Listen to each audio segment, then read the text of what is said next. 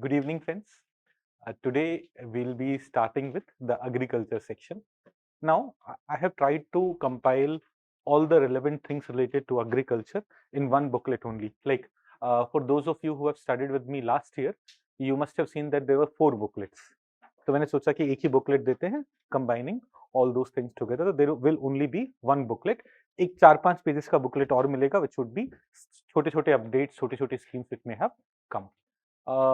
In agriculture, other than studying this, आप जो 11th and 12th geography का हमने टेस्ट लिया है एनसीईआरटी का, those sections you should know about, because I'm not going to talk about types of soil. I'm not going to talk about what are the various nutrients which are available in the soil, which type of soil have deficiency of this kind of nutrients. That's not part of my mandate here. I'll not be doing that. So other than this thing, you also have to cover class 11, class 12 NCERT. I'm talking about the current affairs students. जो बच्चे PMP में भी हैं, they may have done geography when Bhushan sir taught them, so they may do these things there. Okay. Now again, for students who have already done Economic Survey of India classes, so roughly 20% of this booklet has Economic Survey of India also in it, because I wanted it to be very comprehensive. So I ensured that all those relevant points from Economic Survey of India, which was all those points from Economic Survey of India which was relevant for prelims, gets added here. क्योंकि हमने जब Economic Survey of India किया था, it was both for pre-mains, so all those points are also here. So you do not have to look at Economic Survey of India's agriculture booklet now. For agriculture, this should be your primary booklet. Okay, तो शुरू करें. ठीक है. So we would first start with agriculture sector's contribution in India's economy. Agriculture. Acha, first of all, before agriculture sector's contribution in India's economy, how is, at what rate, agriculture and allied sector growing every year? So you would see that this growth rate in 2016-17 was around 6%, but has somehow come down to around 4% now. But the interesting part is, in 2020-21, when the entire economy grew at the negative rate, that is, it declined, agriculture sector was able to grow at a comfortable rate even in that year, and in the previous financial year, that is in 2021-22, it has improved. So देखो, pattern based questions which are asked in the examination, एक सवाल आएगा that definite जरूरी नहीं आएगा, but they may ask you a question like this कि agriculture and allied sector have shown positive growth over the last few years. So has it shown positive growth? Yes. Agriculture sector rate of growth has consistently increased. Has rate of growth consistently increased? No. Rate of growth was 6% here, 6.6% here. It came down, it went up, it came down. So that's not true. Agriculture sector has grown. Yes, every year there is some positive addition, but rate of growth is not consistently going up or consistently going down. ये clarity है सबको?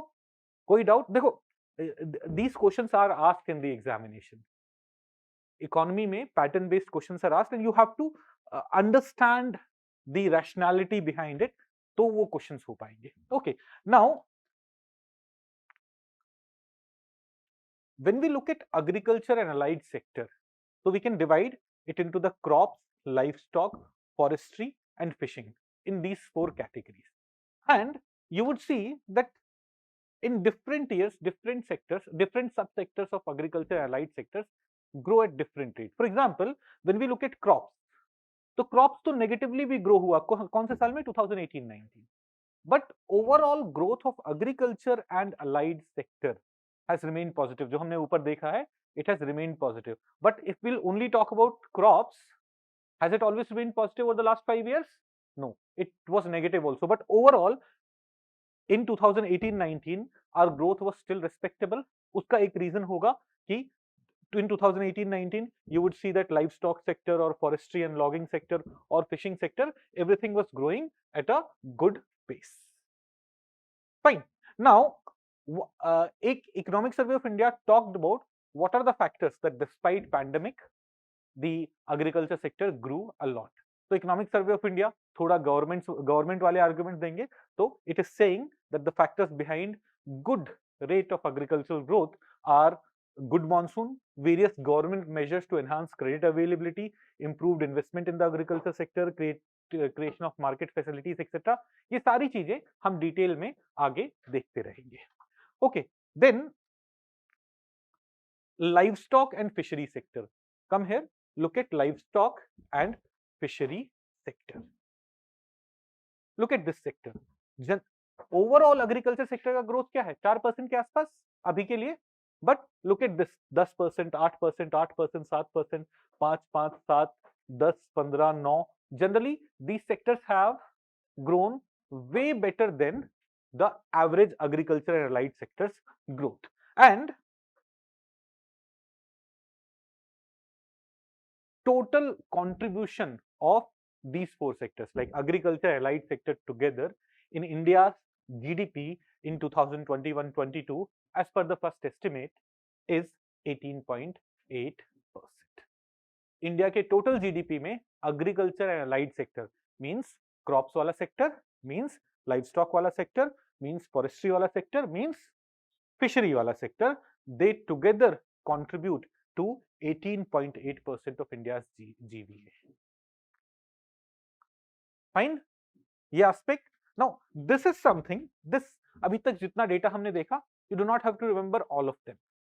But this is something that you should know. You should be able to use it in your answers. जब आप mains के लिए भी पढ़ेंगे, तो if you are able to quote the exact data कि agriculture GVA is around 18% के बजाय agriculture's contribution in India's GVA is 18.8% as per the first estimate given in Economic Survey of India.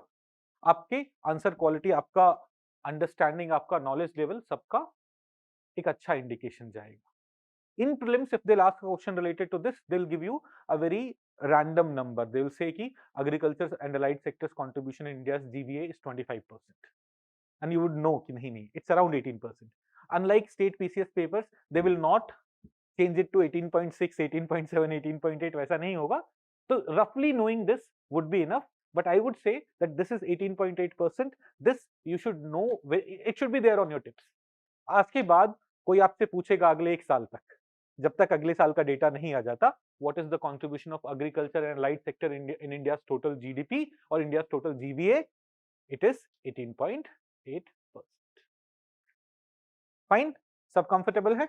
Okay. Now, in 2020-21, you would see that its contribution increased a lot. It is 18.8% for 2021-22, but it was 20.2 here. Why was it so? Because बाकी सारे sector declined.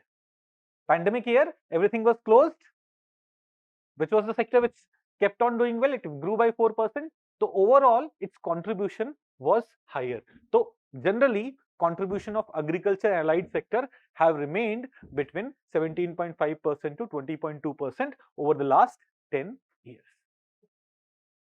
तो अब एक सवाल बनाते हैं इस पे पैटर्न बेस्ड वाला कि agriculture sectors contribution in India's total GVA has been consistently declining. एक जनरल अंडरस्टैंडिंग हमारी है कि हाँ एग्रीकल्चर सेक्टर्स का कंट्रीब्यूशन कंसिस्टेंटली कम हो रहा है, but is it the case here? As per the data, that's not the case. 18.2%, 18.6, 18.2, 17, 18, 18.3, 17, 18, 20, 18 consistently घट नहीं रहा है एग्रीकल्चर सेक्टर का कंट्रीब्यूशन. क्रॉप्स का contribution may be, but when we look at fishery, when we look at other such sectors, वहां का contribution बढ़ रहा है, तो overall contribution has remained around 18%. Are we all comfortable about this? देखिए, general understanding that something that we keep studying in economy is this: contribution of agriculture in India's economy is consistently going down. ये हमारी understanding है. But in last one decade, that has not been the case. It has not consistently gone down. Fine. But share of livestock and fishing sector has kept on increasing. Roughly 18% है total contribution of the GVA sector. Look at contribution of livestock sector. Which one is the livestock? This one. 4%, 4%, 4.1%, 4.4, 4.6, 4.8, 5.1, 5.1, 5.2 consistently बढ़ा ही है. Share of livestock sector in the entire GVA of India has kept on increasing. Similarly, look at fishery. 0.8, 0.9, 0.9, 1, 1.1, 1.1, 1.2, 1.2, 1.2. It has also consistently increased. Their contribution is not going down. Overall agriculture ka contribution may be going slightly down, coming up, going down, coming up, but iska contribution, these two sectors have done well. Look at crops. 12.1, 11.8, 12.1, 11.2, 10.6, 10.6 went down. Look at forestry and logging. 1.5, 1.4, 1.5, 1.3 vary हुआ है. But which two sectors, which two subsectors? Livestock and fishing and aquaculture are not, have consistently gone up, have consistently increased. Are we all comfortable about this? एक idea, एक pattern दिमाग में चल रहा है कि की पॉइंट्स को बहुत ध्यान, जब आप रिवाइज करेंगे ना, तो your revision of this booklet should happen in half an hour and these key points are something that you should look at again and again. Fine. हम जब इसका आरटीएसक्यू करेंगे, इसके 500 क्वेश्चन सॉल्व करेंगे, तब I will ensure that these points get revised. And उस time आप already before looking at the solution, before me discussing the solution, if you will already be able to answer these things, you will yourself be more confident about the examination. Fine. Now gross capital formation. अब देखिए, suppose the contribution of agriculture in total production of the country, पूरे gross domestic production में और या total gross value addition में is 100 rupees. Now, in order to ensure that agriculture का contribution 100 रुपए से बढ़ता रहे, अगले सालों में बढ़ता रहे, we have to create capital in agriculture sector. We'll have to create, let's say, capital में irrigation facilities. We'll have to create other mechanization mechanisms. वो चीजें करनी पड़ेंगी. तो that is gross capital formation. आपका total GVA में contribution कितना है, उसका कितना percent is being used for capital formation so that future में growth would be better. Am I making myself clear? ये बात समझ में आई? तो here we are talking about gross capital formation, and the gross capital formation have remained between 15.9% and 14.3%. ये blue वाली line है. तो एग्रीकल्चर अगर 100 रुपए पैदा करके दे रहा, 100 रुपए कंट्रीब्यूट कर रहा है इंडिया के जीवीए में, उस 100 रुपए में से 14.3 rupees in 2019-20, 14.3 rupees is being used for capital investment, for capital formation. Economic Survey of India says that this fluctuation, there is no increasing or decreasing trend, there is a fluctuating trend. This fluctuation is mostly because of private investment. Government का share roughly same रहा है. You would see that it fluctuates as per the fluctuation of private investment. अच्छा, I'm sorry, ऊपर वाला था total और नीचे वाला प्राइवेट है, दोनों को ऐड करके ये बन रहा है. तो टोटल हैज मोर और less remained as per the private investment. Fine. Now इसका लॉजिक समझिए कि government's contribution in private investment में, private investment is much more than government's contribution, because farmer जितना भी पैसा स्पेंड कर रहा है एग्रीकल्चर में इंफ्रास्ट्रक्चर डेवलप करने, दैट इज प्राइवेट इन्वेस्टमेंट. तो many farmers, they would be doing much more investment than what government is doing. Is this understood? Is this clear? So all these things I have taken from this year's Economic Survey of India, again to deal with the pattern based questions which gets asked in the examination. Yes, Kanik. हाँ, Economic Survey of India में ऐसी बहुत गलतियां होती है. I'm sorry. हाँ, ऐसी बहुत सारी गलतियां हैं, बहुत, मतलब भर भर के है. किसी, अगर मेरे को टाइम मिलता तो मैं एक दिन बहुत लंबा सा एक आर्टिकल लिखता कि यहाँ पे ये डेटा मैच नहीं हो रहा, ये डेटा मैच नहीं हो रहा, वो करता, बट उसमें टाइम नहीं है. हैं? नहीं, मेरी हिम्मत कहाँ. let's talk about some surveys, some reports related to agriculture. तो हम कुछ और reports भी देखेंगे, but these reports are bigger level पे report. Entire country में agriculture related reports है. एक तो agriculture survey है, which happens every 5 years, and then there is a situation assessment survey. This also roughly happens every 5 years. So the last situation assessment survey was held in 2014. This is the 77th round of survey, which was done in 2019, but its report was published abhi in September 2021. Now, situation assessment survey, which is done roughly every 5 years, is done by NSO. Agriculture survey हम देखेंगे will be done by Ministry of Agriculture, but situation assessment survey is being done by NSO. First चीज ये है. Now, the situation assessment survey is of what? Is of land and livestock holding of household.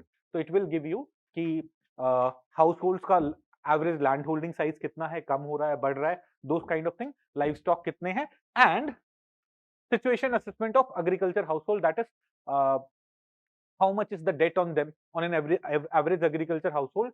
How many of them are taking loans? Where are they taking loans from? How much is the average debt? Why debt is increasing or decreasing? It will do this kind of survey. So first of all, situation assessment survey कौन publish कर रहा है, कितने period में होता है? देखिए, this is the 77th round of survey NSO कर रहा है. What is the survey saying? First thing the survey is saying is average household income कितना है.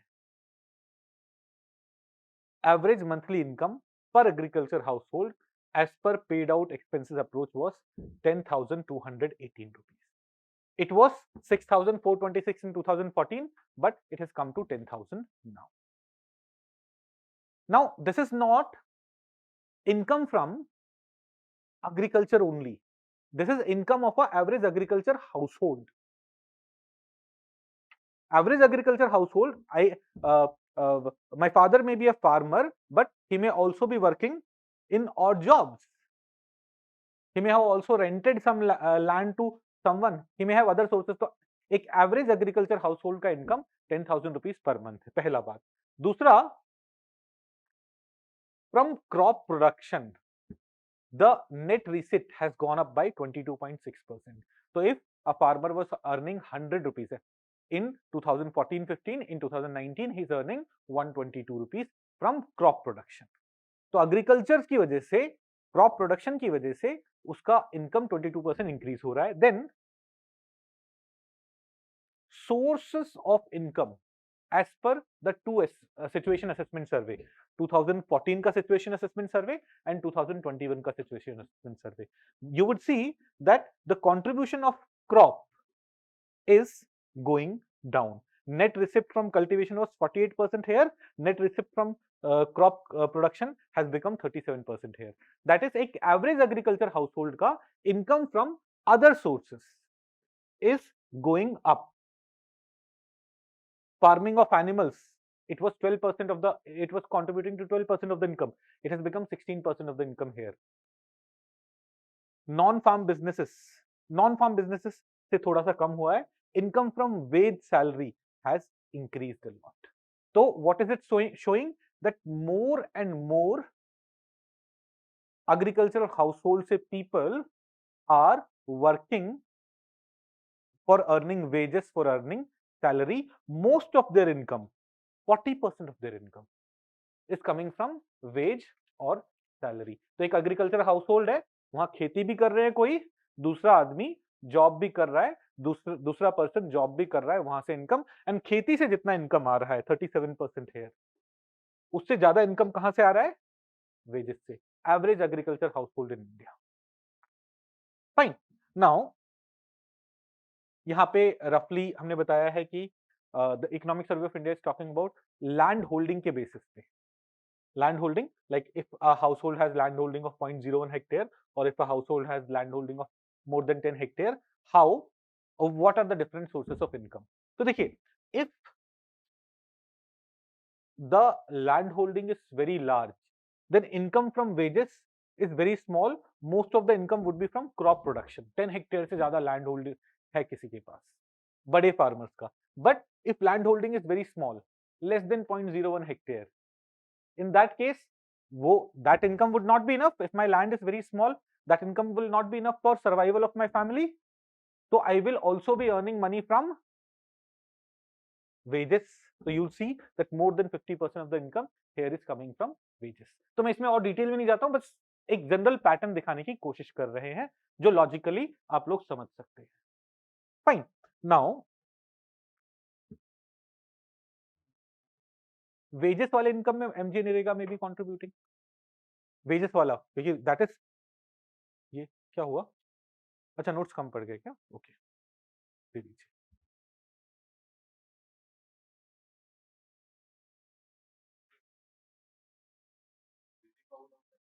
हाँ, तो leasing out of land, like if you have your own land, you are lease.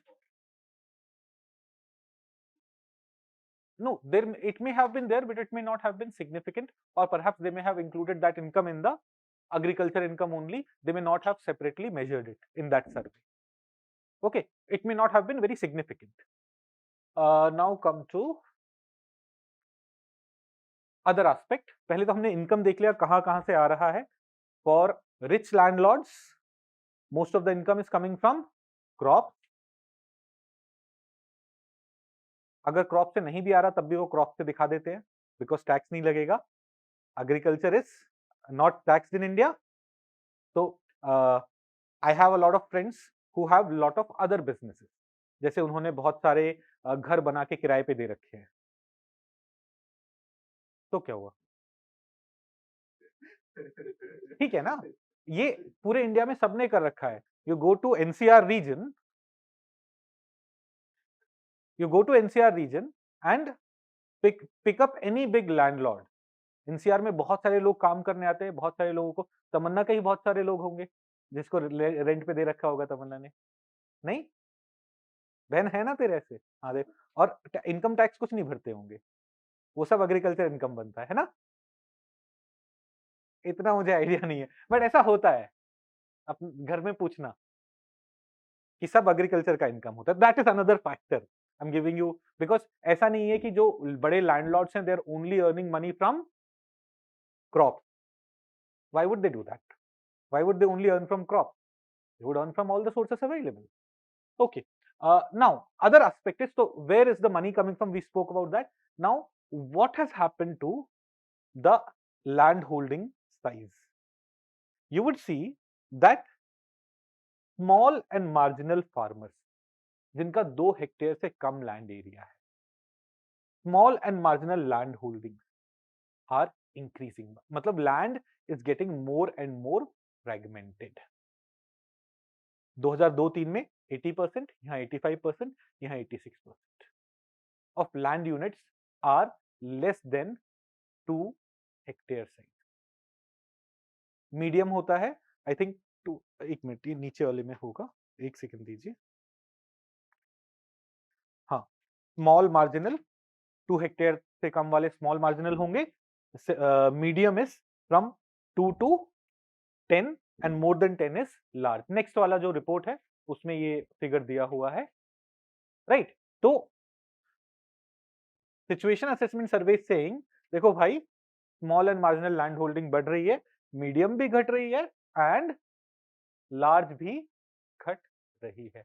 India में land is getting fragmented. Again by common sense you can understand that with every generation, because of more population, हर कोई चाहता है घर में 2 लड़के तो हो ही जाए. नेक्स्ट जनरेशन में लैंड कम हो जाता है. Common sense.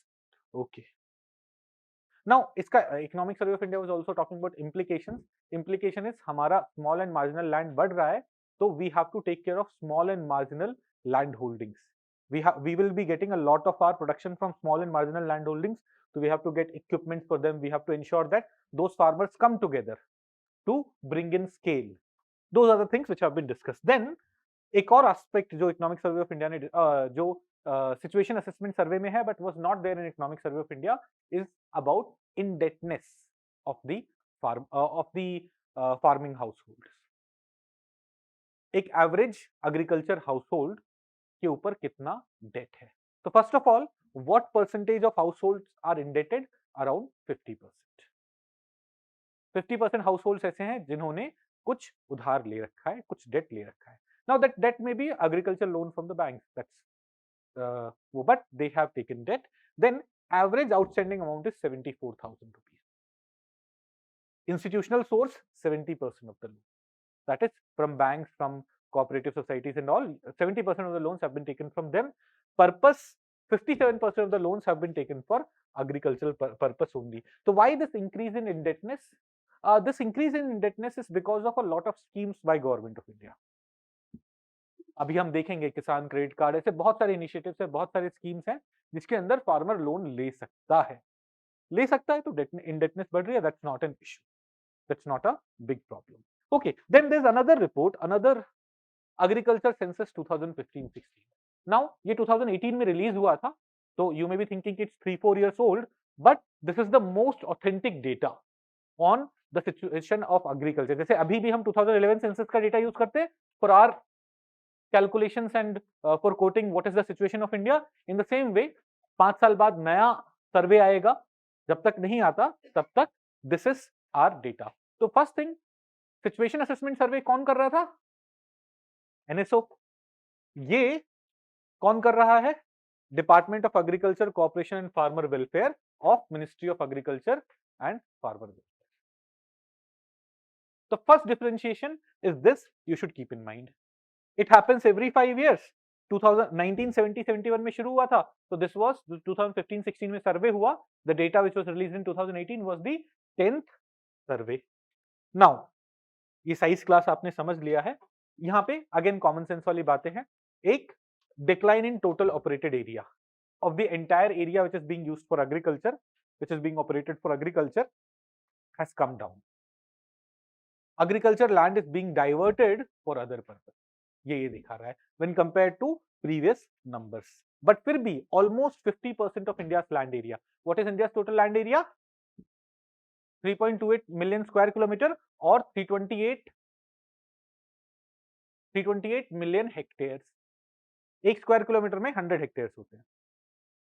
एक स्क्वायर किलोमीटर में 100 हेक्टेयर्स होते हैं, तो 3.28 मिलियन स्क्वायर किलोमीटर और 328 मिलियन हेक्टेयर्स, तो उसका आधा 320 का 160 होगा रफली, तो रफली 157 million hectare is what we have as operated area, मतलब part of it is being used for agriculture. Then total operated area सबसे ज्यादा कहां है? राजस्थान में। Which is the largest state in India? Rajasthan, with irrigation facilities, with canals and all, more and more area is going under agriculture, followed by Maharashtra, UP, MP and Karnataka. Total number of land units have increased. देखो, total area has decreased, total operated area has decreased, but total number of land units have increased. Why would that happen? एक बड़ा land unit has been fragmented into multiple land units. Uttar Pradesh is the state which has highest number of landholders or land units. सबसे ज्यादा area under agriculture कहां था? Rajasthan. But सबसे ज्यादा land holders या land units कहां पे होंगे? यूपी में। Population very large, small land area, followed by Bihar and Maharashtra. Rajasthan में इतना पॉपुलेशन नहीं है, इतना लैंड फ्रेगमेंटेशन नहीं है जितना यूपी या बिहार में होगा। Maharashtra again has very large size. Now similar number, जो सिचुएशन असेसमेंट सर्वे बोल रहा था, वैसा ही similar number was given earlier by the census. 86% of the land holdings are small and marginal, 13.2% are medium and 0.57% are large. Similar numbers, so you do not have to exactly remember these numbers. 86 small and marginal है, less than 1% is large. जो बचता है 13%, that is medium. Fine. Decline in average size of land holding, again by common sense you can understand कि decline हो ही रहा होगा। सब समझ रहे हो? Decline definitely हो रहा होगा जब fragmentation हुआ है। तो average size was 1.15 hectare in the previous census. In 2015-16 census it has come to 1.08 hectare. Now average size of farm land holding is highest in Nagaland, 5.06 hectare. Nagaland में average size is 5.06 hectare, whereas in Kerala it is lowest 0.18 hectares. Now, why would in Nagaland will have very large land holding? Any reasons? Yes, community land को own करेगा और पूरी community उस पर agriculture, तो वो एक सिंगल यूनिट मेजर होगा, and that's why the entire community may be holding land which is 20 hectares, 30 hectares, 40 hectares. Sometimes individual farmers are also there. They may be having 1 hectare or less than that, but average comes out to be 5 hectares.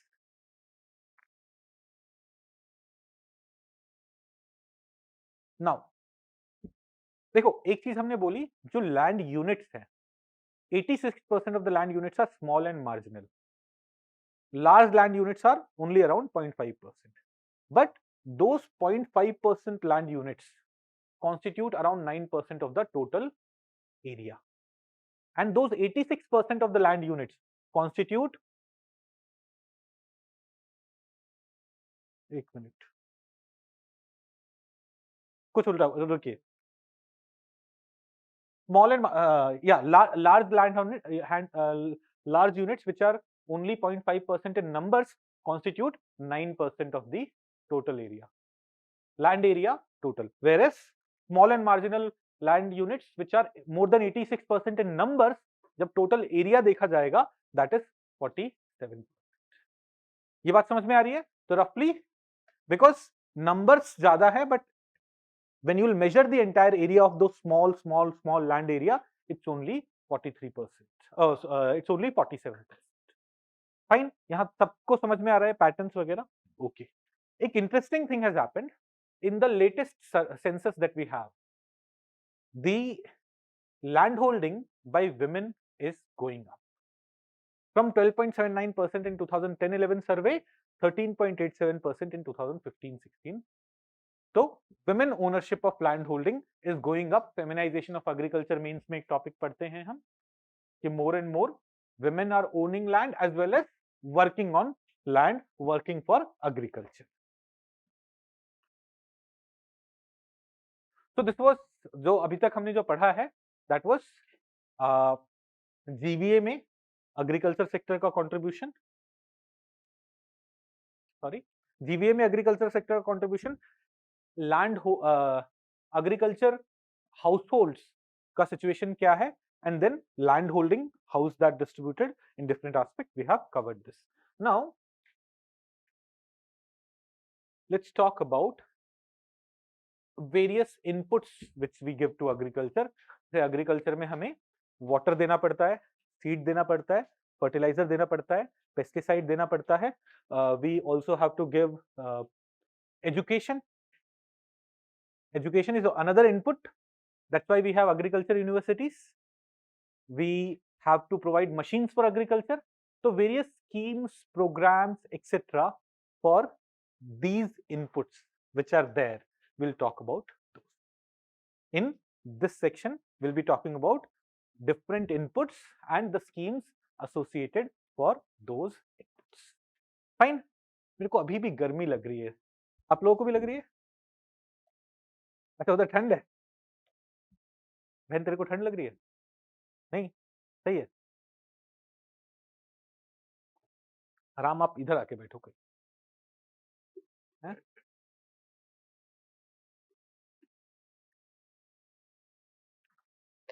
आपको डर इसलिए लग रहा है कि sir Rohit को छोड़ के तुम्हारी लेने लगेंगे.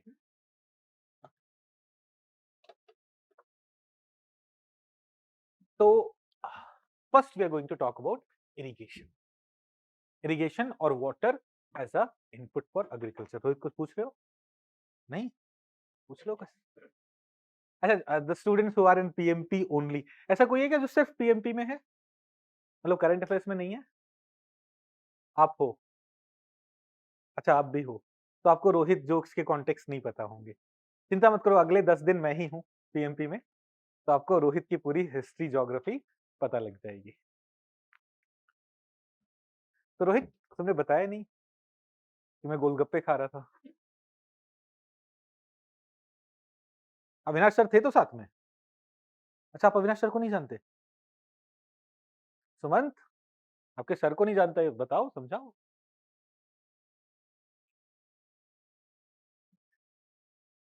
अविनाश सर सुपरस्टार है, उनके बारे में सबको पता होना चाहिए। चलिए, तो irrigation water. Before we go to how much, what are the schemes and all, let's understand the current situation. कितना water available है, कितना agriculture use करता है, that situation, that general pattern. You do not have to remember exact numbers, but general understanding जो pattern based question exam में आएंगे, again उन्हें solve करने के लिए you have to have some understanding कि of all the water that we use in the country, more than 80% is being used for agriculture. This to a layman who has not studied this, layman छोड़ो, अच्छा सा educated इंसान भी जिसने UPSC के लिए पढ़ाई नहीं करी would be surprise to know, क्योंकि हमारे कॉमन लाइफ में तो हम बहुत सारा पानी यूज नहीं कर रहे होते, मतलब एग्रीकल्चर के लिए, राइट? तो फर्स्ट थिंग इज, अच्छा, first we are starting with why is irrigation very important. So irrigation is important because it allows better varieties of fertilizers, superior cropping pattern, intensive land use, and thus through all this better farm productivity. Let me explain you this. देखिए, when we came through green revolution, when we came with green revolution, we had to use more fertilizers, we had to use more pesticides and all. उन सब के time we also needed water. Without proper water supply, green revolution would not have been possible. So better varieties of fertilizers उसके लिए, superior cropping pattern और for intensive land use. It means like, देखिए, there may be one crop which has much higher productivity, for example rice, but it cannot be grown everywhere where anywhere where enough water is not available. So enough water ensures that we will be able to use crops which are having more productivity, which may have more productivity. Plus, if we are only dependent on monsoon or irrigation facilities are not there, in that case we are only able to do cultivation only once a year. Monsoon तो जून जुलाई में आएगा, सितंबर में चला जाएगा, but if irrigation facilities are there, you may plant multiple crops, you may go for multiple cropping. So these are the things that they are talking about. Then it reduces farm risk.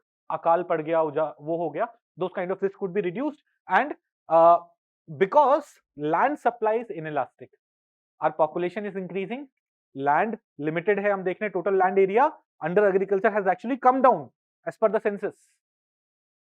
So we have to increase productivity, and to increase productivity, that land area which in the absence of irrigation is being cultivated only once a year can be cultivated twice a year if irrigation facilities are available. So future land तो हम नहीं बढ़ा सकते, but irrigation facilities बढ़ा सकते हैं. Thus irrigation is very crucial. Now economic survey of India क्या बोल रहा है इरिगेशन के बारे में? The latest economic survey of India, water is a critical input and agriculture consumes 80% of the water that's used in India. India में जो water use होता है, more than 80% of that is used by agriculture. And इस 80% में से भी the 60% of the water comes from groundwater. Of all the water that we are using for agriculture, 60% is coming from groundwater and 40% is coming through canals. Canals मतलब reverse से और इन सारे से जो कैनाल्स के थ्रू पानी पहुंच रहा है, इट्स दैट. तो देखिए, 80% का 60% ऑलमोस्ट 48% होता है, 48-50%. तो 40, हाँ उतना ही होता है. ये मैथमेटिक्स ऑप्शनल वाले एकदम उतना ही होता है. तो of all the water that we are using in the country, 50% is used from groundwater for agriculture only. 60% of the agriculture irrigation comes from groundwater, right? तो 80% का 60% रफली 48%. तो इससे आप समझिए कि ग्राउंड वाटर का कितना सिग्निफिकेंस है. नहीं समझ में आया मैं मैथमेटिक्स में? आपका नाम क्या है? मितेश. जोर से बोल, दम लगा. मितेश. मितेश का मतलब क्या होता है? किंगडम. राजा का नाम नहीं रखा, किंगडम का ही नाम रख दिया. राजा वाले छोटे हैं. मितेश. मीत प्लस ईश्वर, मुझे ऐसे लगा कि मिलाने वालों का ईश्वर होगा, कुछ वैसा. है ना, पर ये तो कुछ किंगडम ही हो गया। चलिए, तो there's a doubt by a student online. Sir, what does this 80% represent? अरे बेटा, 80% represent this. Let's say in the entire country, we people are using 100 liters of water. In the entire country, 120 billion, 130 billion population, if we are using 100 liters of water, 80 liter is being used for irrigation. 80 liter is being used for agriculture. Fine. Bhargavi Rajgopal ji, I hope you understood this. Now, this is clear, 80% of water being used for irrigation. Now, of all the irrigated land that we have, irrigated land area that we have, 60% of that is getting irrigated by groundwater and 40% is being irrigated by canals. जो submersible लगा रखा है खेतों में, वो सब ground water ही पुल कर रहे हैं, राइट? तो of the 80 litre of water, 60% of 80 liters is roughly 48 liters. 48 liters is coming from groundwater. Vedi theory. I am sorry if I am not pronouncing it correctly. I hope you have understood this. आपका ये doubt था. What is meant? So this is the scenario. This is the current scenario.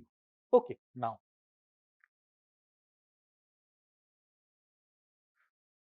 Now, इनका doubt ये 49% था.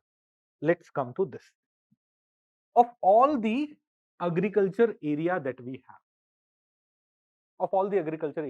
have, this is saying net irrigated area is 49% of the net sown area. Of all the agriculture area that we have, of all the net sown area जिसमें हम अनाज उगा रहे हैं, 49% is irrigated. Rest is not irrigated. Fine.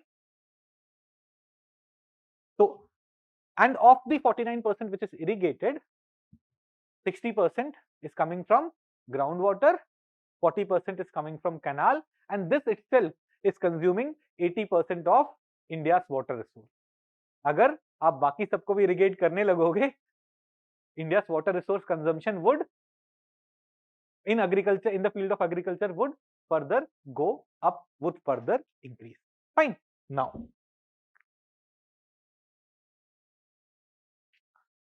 the overall stage of groundwater development. The overall stage of groundwater development is 63%. What is this? First of all, let's understand what is meant by the stage of groundwater development. Stage of groundwater development means ratio of annual groundwater draft and net annual groundwater availability. That is,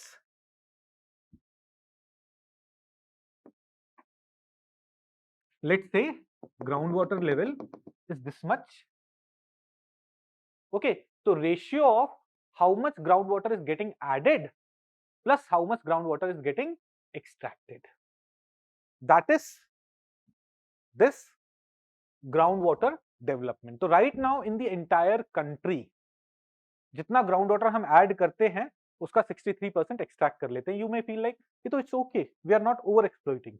Yes, that's true. But if we look at specific regions, for example, if you go to, let's say, this dark blue color वाला region, which includes Rajasthan, Punjab भी है, हरियाणा भी है, दिल्ली भी है. These regions. यहाँ पे it is above 100. Stage of groundwater extraction is above 100, means the water that is getting added in the ground and the water is lesser than what we are extracting. So here groundwater level would be going down. These are over exploited regions. Then there are some region which is almost over exploited, 70 to 100% जहां पे stage of groundwater extraction है.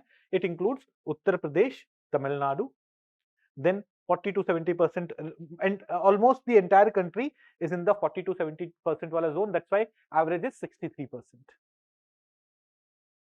Fine. Now, there are some places which are very good. North east India में चले जाइए, ground water extraction इतना ज्यादा नहीं है. Ground water level thus would not be dropping a lot in northeast India. If you come to Jharkhand also, it will be between 10 to 20%. Situation is okay, but in rest of the country, situation is very bad. What is the solution? देखिए, ground water पे dependency तो बहुत है. We have to extract water. What if we can do with less water? And for that, Economic Survey of India is suggesting things like micro irrigation. Micro irrigation अभी हम detail में पढ़ेंगे. It's suggesting a better implementation of प्रधानमंत्री कृषि सिंचाई योजना, per drop more crop component of it. Per drop more crop मतलब जितना unit of water में you should be able to grow more crop. और उसके लिए various mechanisms, various things are available. Basically, what we are trying to say, if in 1 liter of water we are growing 1 unit of crop today, in 1 liter of water tomorrow we should be able to grow 4 units of crop, because we will not be able to extract more water, but we need to provide more irrigation. We will not be able to extract more groundwater, but we need to provide more irrigation, so we'll have to go for water use efficiency. तो अभी इन दोनों को और detail में पढ़ते हैं. Let's first come to प्रधानमंत्री कृषि सिंचाई योजना. एग्रीकल्चर रिलेटेड स्कीम्स में सबसे पहले we are talking about inputs. Inputs में we are talking about water. Water में इरिगेशन. इरिगेशन में we are talking about Pradhan Mantri Krishi Sinchai Yojana. What is प्रधानमंत्री कृषि सिंचाई योजना? First name Krishi Sinchai. Now there is a interesting thing. 2017 में, या आई थिंक इट वाज 2017, मैं mains examination लिख रहा था. उसमें इंग्लिश वाला पेपर आता है ना, जिसमें इंग्लिश को हिंदी में ट्रांसलेट करना होता है, या कुछ वैसा था. इरिगेशन वाला वर्ड आ गया वहां पे. अब इरिगेशन को हिंदी में क्या बोलते हैं? मतलब I had to translate this whole paragraph into Hindi, and I am comfortable in Hindi, but irrigation को हिंदी में एग्जैक्टली बोलते क्या उस टाइम ध्यान आ ही नहीं रहा था. पर ये ध्यान आ गया कृषि सिंचाई योजना, तो उससे सिंचाई सिंचाई सिंचाई हेल्प मी आउट. तो sometimes these government schemes Hindi names would help you indirectly. Otherwise वो पूरा ट्रांसलेशन मैं से खेत में पानी डालना करके लिख कुछ सिंचाई इरिगेशन को something like I would have used some other mechanism.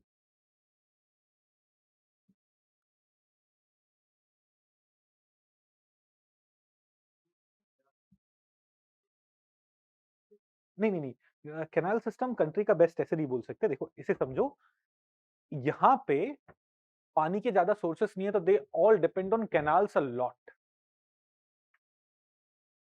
मतलब राजस्थान के पास कोई और मैकेनिज्म ही नहीं था. Only when the canals have come, irrigation have happened, and that's why significance of canal is much higher in Rajasthan.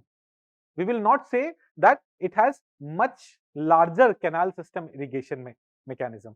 अब ऐसे सोचो ना, जिस स्टेट में से रिवर्स जा रही होंगी, रिवर्स से कैनाल बना के इरिगेट करना आसान होगा ना, तो why would UP not have that? Get this.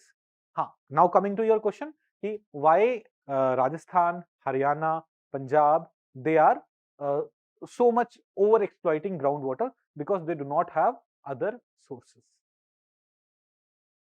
हाँ, they do not have other sources of water. Other sources में कैनाल से थोड़ा पानी आ रहा है, बट बाकी पानी कहां से लाएं? Let's pull it out.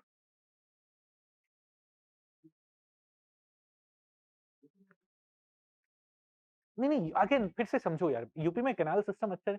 इसको ऐसे समझो कि आपको जब तक कोई बड़ा यमुना कैनाल ना दिखे तो कैनाल सिस्टम में ऐसा नहीं है. रिवर के पानी को थोड़ा सा डाइवर्ट करके आप खेतों में लेके जाते हो, जो स्ट्रीम्स फ्लो हो रही हैं. हाँ, अब जब स्ट्रीम्स फ्लो हो रही हैं, उस स्ट्रीम्स को आप काट के खेतों में ले जा रहे हो, that is canal. Okay, let's come back to this. Pradhan Mantri Krishi Sinchai योजना इरिगेशन के रिलेटेड स्कीम है. तो क्या होगा, इसके कंपोनेंट्स ऐसे समझो.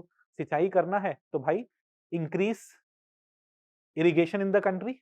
That would be one aspect, but we have just seen that increasing irrigation in the traditional mechanism would be very harmful because we are already extracting a lot of groundwater. We do not have more water. So not only is it focused on हर खेत को पानी, irrigation हर खेत को पहुंचाओ, it is also focused on per drop more crop. That is water use efficiency. These are the two components of प्रधानमंत्री कृषि सिंचाई योजना, हर खेत को पानी and more crop per drop या per drop more crop.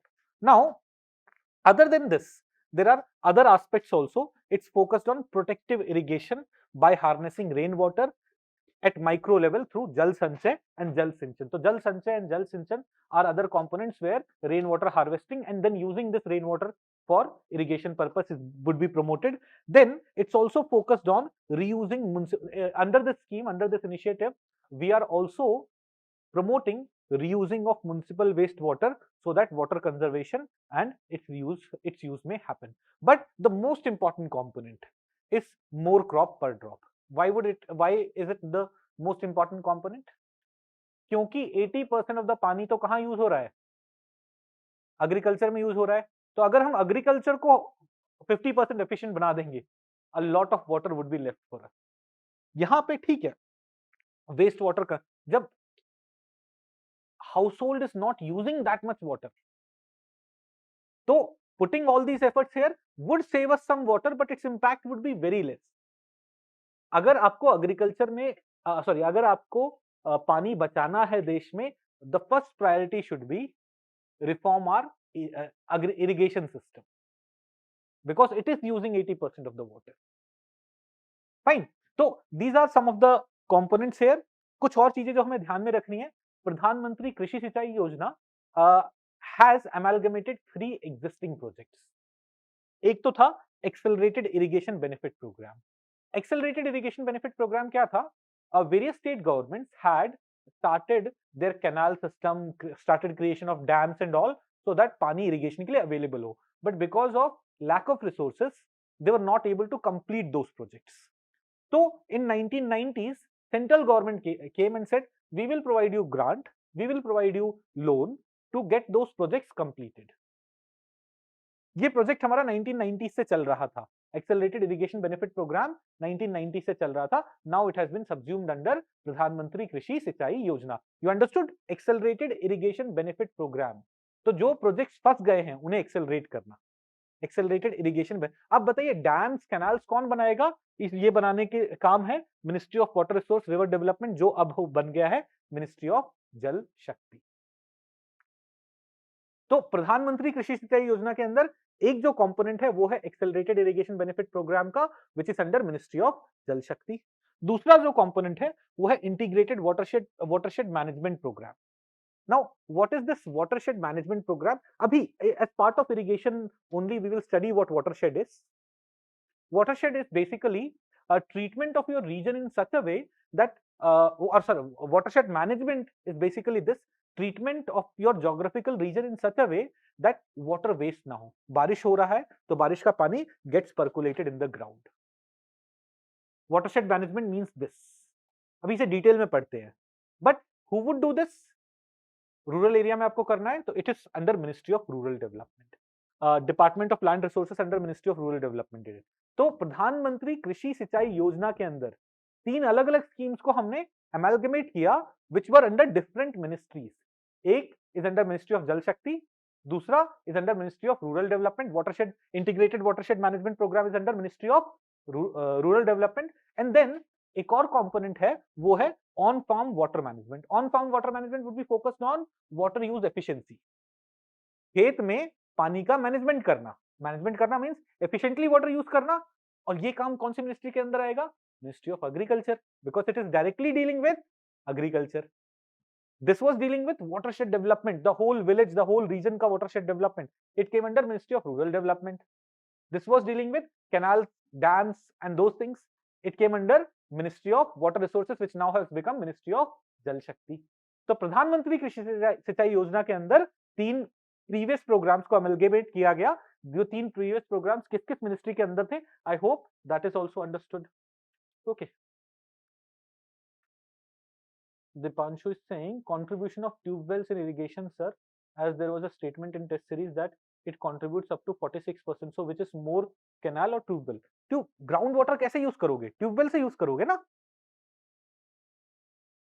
Ground water is contributing 60%. Canal is contributing only 40%. So what is more? Groundwater, tube wells, submersibles and all, we can call all of them, all those things as tube wells. Dipanshu, I hope I have answered your question. Fatima is saying, please stick to English, sir. Okay. Vedi Theri is also saying, yes, English, please. Okay. Okay. I said, like, were all other teachers able to stick? Were all other teachers able to stick to English? I said, Nikhil sir, English में पूरा.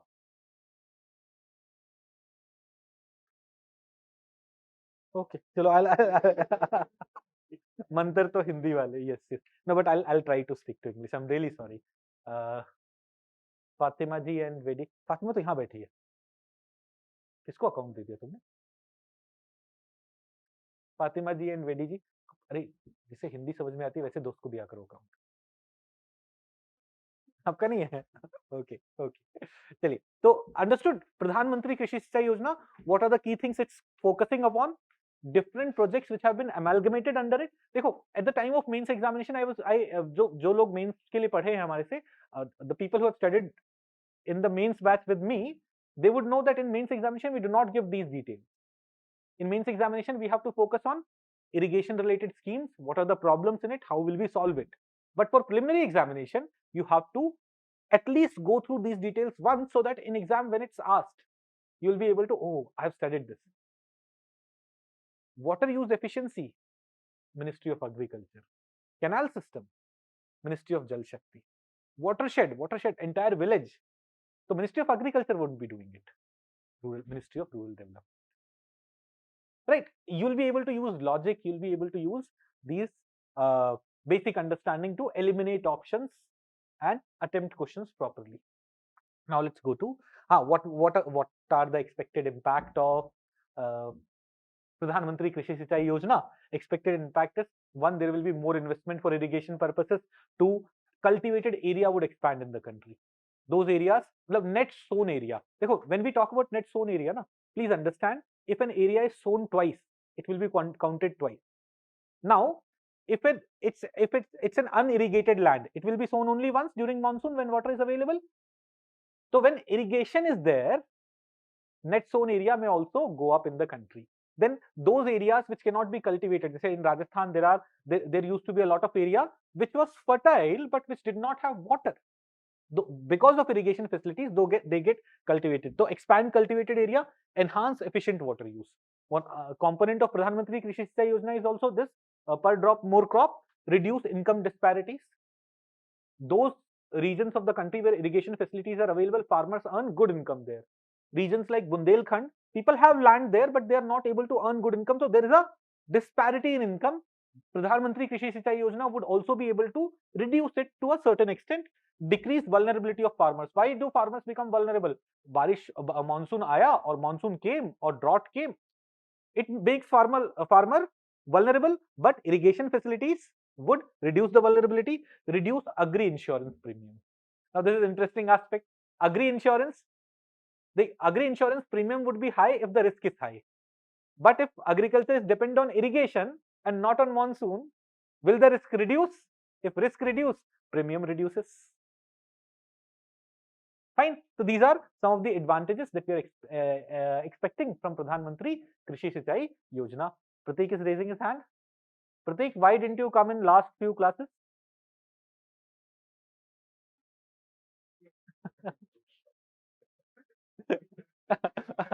Now I cannot translate that in English. Okay, Pratik. Which scheme? There are 3 different ministries which are implementing this, but the nodal ministry is Ministry of Jal Shakti, जो AIBP वाला है, Accelerated Irrigation Benefit Program. Under Pradhan Mantri Krishi Sinchai Yojana, a lot of ministries are working, but the nodal ministry is that, or coordinating ministry you can say, is that, the Ministry of Jal Shakti. Okay, Now, other schemes, this is Accelerated Irrigation Benefit Program, which has been brought under the scheme. I'll explain you what this is. In 60s, 70s, 80s, a number of irrigation projects were started by state government, and a lot of them got stuck because of lack of funds. In 1990s, central government said that we will, in 1996-97, Accelerated Irrigation Benefit Program was launched to provide central loan assistance to these projects so that development could be accelerated. Accelerated Irrigation Benefit Program is this. What is the ministry? Now it's Ministry of Jal Shakti. Fine. Now, center का जो assistance, the assistance that goes from center, it goes in the form of loan as well as in the form of grants. Projects which were chosen were old projects, pre-fifth or fifth plan project. 5-year plans, pre-fifth, that is second, third, fourth 5-year plan, or fifth 5-year plan were the ones which were chosen here. Those projects were benefiting, and then those projects which were benefiting tribal areas or drought-prone areas, after a revision of the program, Accelerated Irrigation Benefit Program in 1990-2020, minor surface irrigation project. Please note, initially it was only applicable to major and medium projects, means larger projects. Later in 2000, minor surface irrigation projects. What is wrong? Minor surface irrigation projects in special category states, that is northeastern states, Uttarakhand, Himachal Pradesh, Jammu and Kashmir were also included under it. This is Accelerated Irrigation Benefit Program. For pre, you should know this. For mains, we would have talked about why Accelerated Irrigation Benefit Program has not functioned properly. What is Parliamentary Standing Committee saying about this? But its critical analysis is not needed for preliminary examination. For preliminary examination, you should know what the project is. Now, to here, what is needed? Here, money is needed. Center would give some loan, some money would come from states, and the projects which are stuck would be moved ahead. That is the idea of Accelerated Irrigation Benefit Program. To ensure that that money is available, under NABARD, a long-term irrigation fund has been created. The center was not able to mobilize a lot of money, states were not able to mobilize a lot of money, which was needed for Accelerated Irrigation Benefit Program. So what did government do? Government asked NABARD, "Hey, you create a, brother, you create a fund called long-term irrigation fund, under which you will be able to give long-term loans to state government and central government so that they will be able to contribute to AIBP and these projects could be improved." So initially, the corpus that was given to this long-term irrigation fund was 20,000 crore rupees, but in 2017-18, this corpus was increased to 40,000 crore rupees. Long-term irrigation fund under NABARD for better implementation of Accelerated Irrigation Benefit Program, AIBP. Fine, understood? Okay. Watershed. So one of the components of Pradhan Mantri Krishi Sinchai Yojana was also integrated watershed development, right? So first of all, let's understand what is watershed.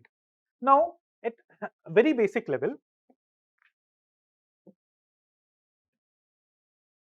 let's say there's a geographical region. Let's say this is the geographical area. Any water that this falls into this area eventually drains off to reaches this particular point.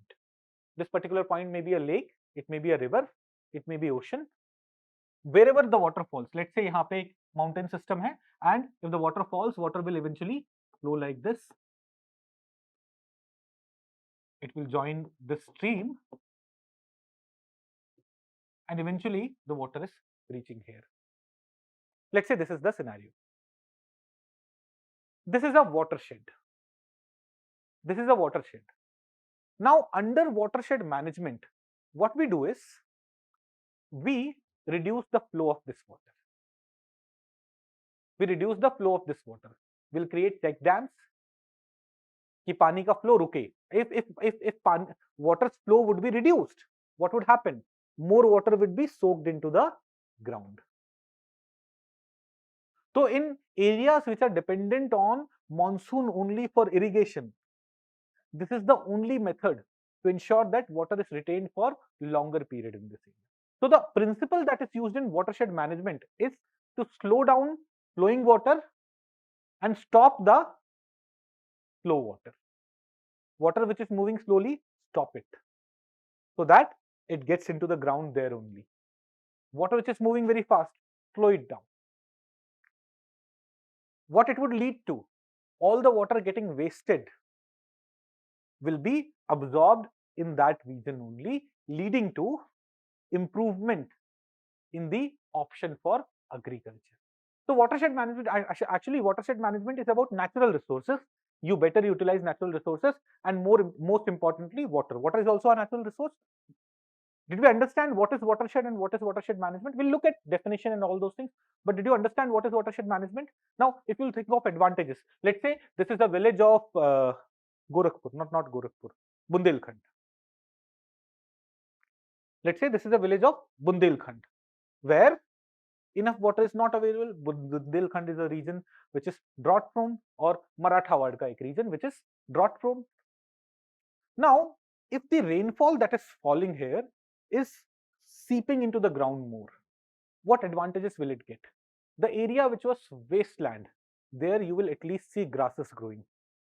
You'll see grass growing, that land area may be used for pasture, right? You will be able to do more animal husbandry. Groundwater, the moisture level in soil would go increase. You will be able to do agriculture. Groundwater level may go up. You will be able to get water for irrigation. A lot of other advantages also come from the this groundwater क्या है ये?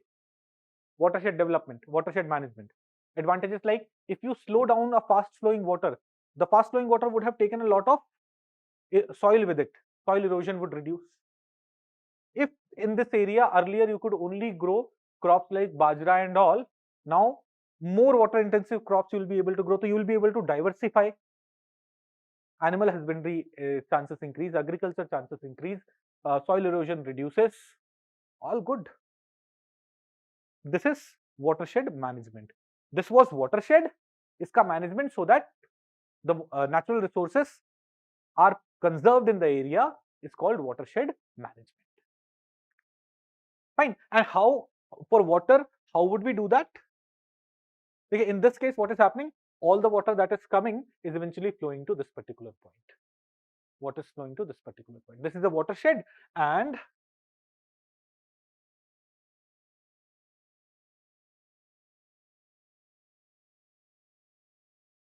watershed development happens through in ridge to valley basis. Ridge to valley basis means the watershed management or watershed development always starts from the top, from the ridge. Meaning, let's say this is a hill and you want to slow the flow of water. Suppose you create some bund here. What would happen? Fast flowing water will break it, will destroy it. But if you start from the top, water will be slowed down, then you make some structure here, then you make some substructure here, then you make some structure here. So eventually water will not accelerate a lot, that destruction would not happen. So that's what we say. Generally, when we go for watershed management, it happens in ridge to valley basis. Okay, now what do? We create structures like water absorption trenches. Do you understand what trenches are? So we'll create those trenches so that water which will flow into it will get absorbed there, will not just flow away. We create continuous contour trenches, we create stone bunds, check dams, percolation dams, ponds, channels, and so on. These are the things which are done under it.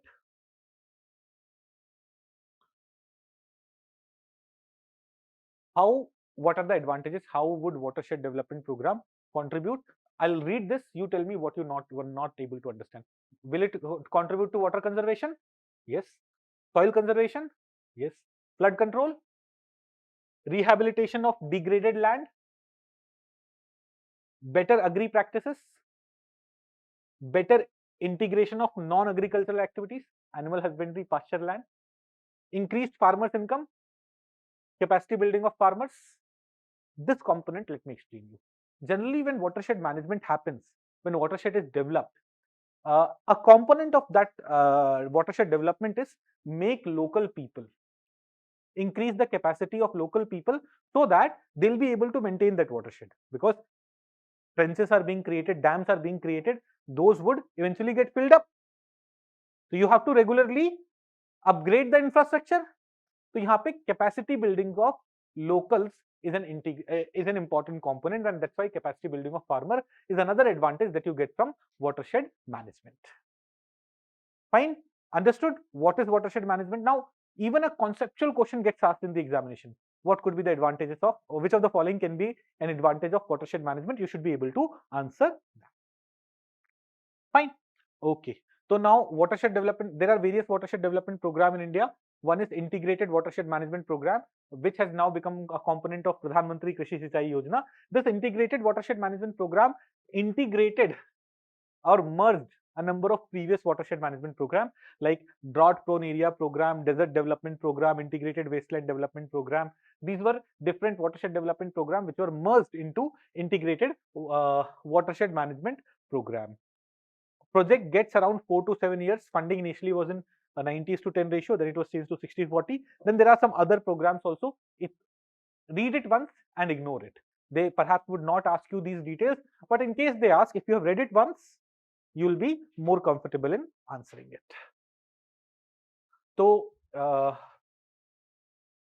under Pradhan Mantri Krishi Sinchai Yojana, one of the component was accelerated irrigation benefit program under Ministry of Jal Shakti. You understand that? You're comfortable with that? Another component was integrated watershed management. It was under Ministry of, ये किसने बोला था labour? गलती से मुर्गा बन के दिखाओगे. अरे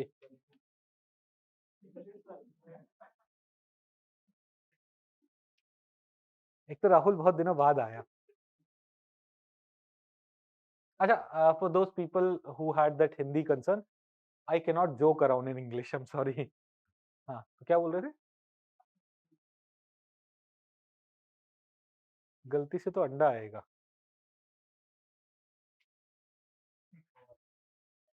बहुत गंदे गंदे जोक्स मारने लगे हो Rahul.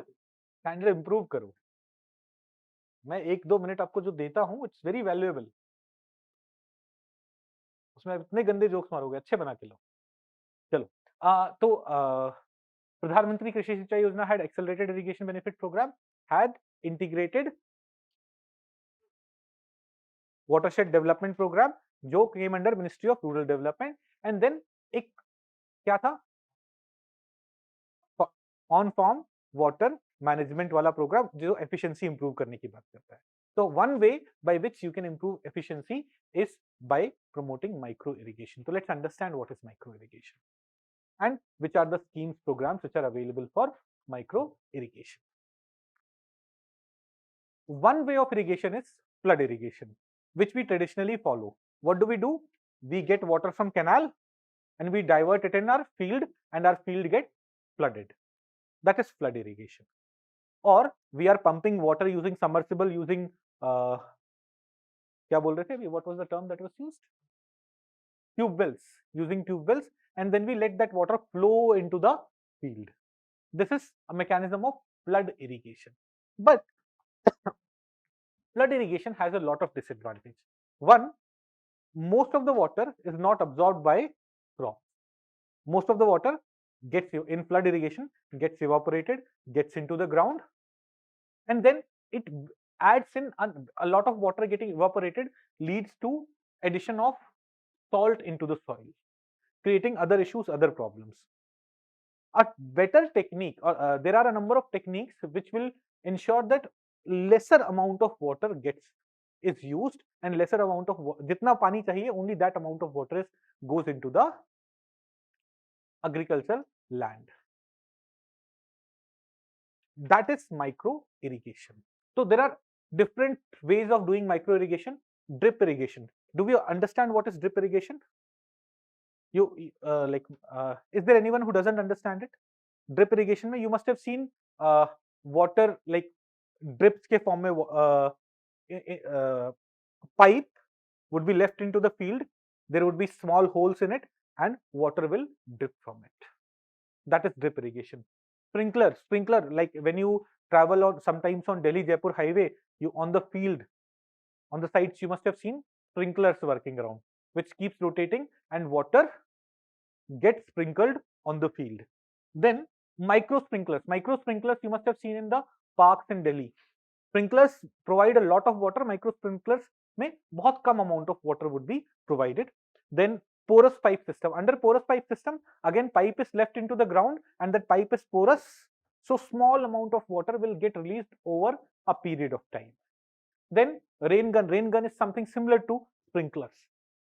So these are the mechanisms which are different from flood irrigation, where flood irrigation में जितना पानी चाहिए होता है उससे much lesser, a fraction of that water is being used here in this system. These are examples of micro irrigation. So most popular forms of micro irrigation are drip irrigation and sprinkler irrigation. In India right now, these are the two most important forms. Now what are the advantages of micro irrigation? Again, I'll read it. You let me know if you do not understand any of the advantage. Better water use efficiency. That's the whole idea. Better fertilizer use efficiency. Do you end? Explanation nahi mang raha. Just let me know if you understand it. Else I'll explain it. Do you understand how what fertilizer use efficiency would increase by this? Please let me know if you don't understand it. Okay. Increased productivity. Excess use of water also hampers productivity. Also hampers, like when fertilizer gets wasted, will it impact productivity? Yes. Crop diversification. How micro irrigation will bring crop diversification?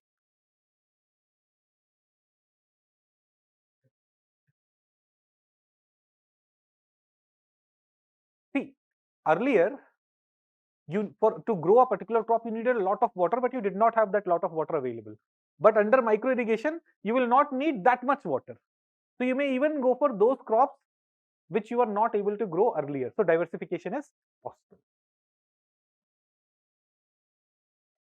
Better quality of produce is similar to that increased productivity, more income for farmers. All these advantages, do we all understand it? Okay. Now, various schemes, programs which are there to promote micro irrigation. First, National Mission on Micro Irrigation Program, which was later subsumed under National Mission on Sustainable Agriculture. National Mission on Micro Irrigation. And ये वाला component has further been subsumed under Per Drop More Crop of Pradhan Mantri Krishi Sinchai Yojana. Under this, what happens? Training, awareness program, workshops, etc. are conducted regarding micro irrigation. और ये जो conduct करने के लिए the money that is required, 50% subsidies provided to farmers for money that is required by state government comes from center. Further, when farmers buy equipments for micro irrigation, 50% of the subsidy is provided to farmers for this, of which 40% comes from center and 10% comes from state. So of the subsidy, 80% comes from center and 20% comes from state. 50% subsidy is given.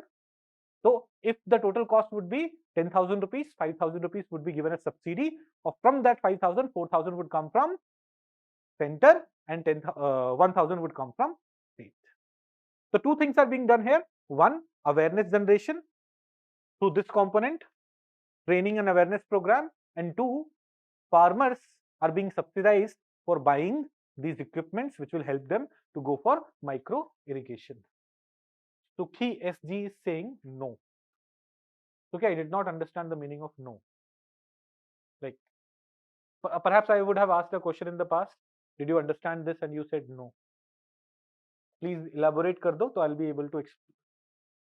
Acha, better fertilizer efficiency you are not able to understand. Okay, okay. See, in case of flood irrigation, a lot of fertilizer gets washed off. So you have to put in more fertilizer. Whereas when you go for only micro irrigation, the water is not getting flowing away, water is not getting washed off. So even lesser amount of fertilizer would be good enough, and thus fertilizer use efficiency is higher here. So did you understand this? National Mission on Micro Irrigation, which is now a component of Pradhan Mantri Krishi Sinchai Yojana. Then Micro Irrigation Fund under NABARD has been created. Like for long-term irrigation fund, with a corpus of 40,000. Initially, the corpus was 20,000 crore rupees, but it became 40,000 crore rupees in 2017-18. Similarly, to promote micro irrigation, a micro irrigation fund has been created under NABARD with a corpus of 5,000 crore rupees. Micro irrigation fund. Now, what is the purpose? Purpose is that state should be able to get loans. State should be able to get mobilized fund to promote micro irrigation. State may also access MIF exclusively for innovative integrated projects like high water duty crops, solar linked systems, micro irrigation in command area. To promote these innovative ideas, to these innovative components, also fund may be provided. Government of India provides 3% interest subvention on loans extended to state government under MIF. Through this micro irrigation fund, if state government is taking loan, central government will provide a 3% of interest subvention. If the interest rate that is being charged is 8%, then state government will only have to pay 5%, 3% would be provided by states. In budget 2020-21, the corpus which was 5,000 crore rupees was extended to 10,000 crores. Micro irrigation fund under NABARD वो भी अब 10,000 crore का हो गया. Okay, so these were initiative related to irrigation.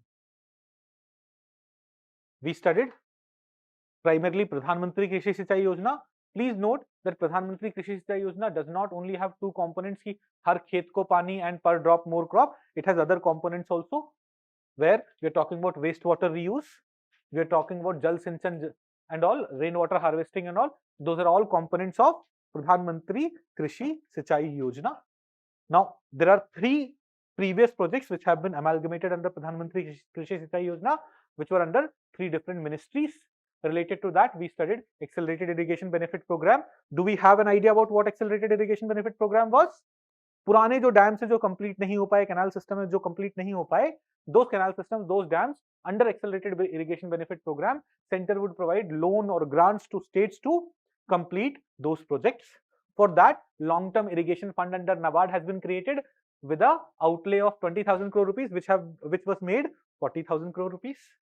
Then we talked about watershed development. We understood the advantages of watershed development, how watershed development happens, and then we spoke about the schemes which are there, and we saw that wo bhi Pradhan Mantri Krishi Sinchai Yojana ke andar has been kept. Then we spoke about micro irrigation. For micro irrigation, we talked about the scheme, and then micro irrigation fund, which under NABARD, which has been extended to 10,000 crore rupees. फटाफट revision भी हो गया. Doubts? Any doubts? Online students, any doubts? अरे ये तो ठंडी हो गई.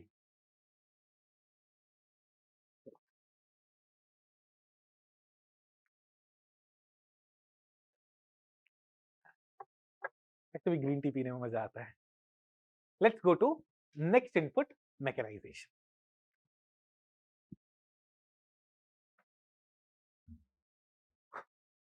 Mechanization, machines. So what is agri mechanization? Replacing human or animal labor, or just saying animal labor. Human भी तो animal ही है. Replacing animal labor with machine is mechanization. So when you have replaced bell, what is bell called in English? Ox. When you have replaced ox with tractors, that is mechanization. When you have introduced sprinklers to irrigate the field, that is mechanization. When you have introduced harvesters to harvest, that is mechanization. When you have brought things like shredders and all to cut the agri waste into smaller components so that could be used as fodder, that is mechanization. So this is another form of input. Now, what are the advantages of mechanization? Again, I'll go through it. You let me know if you understand each of those advantages. If you do not understand anything, please let me know. I'll explain it. Increased productivity. Do you understand how mechanization will lead to increased productivity? Wastage reduce होगा, efficiently काम होगा, reduce time and labor, reduce cost, at least in long term. Initially, you may think the buying tractor would be difficult, but yes, in long term, it would be cost effective. Increased soil fertility. How would mechanization lead to increased soil fertility? Anyone? Deeper plowing will get more nutritious this thing on the top, but more importantly, abhi humne padha micro irrigation. That is also a form of mechanization that led to fertilizer use efficiency.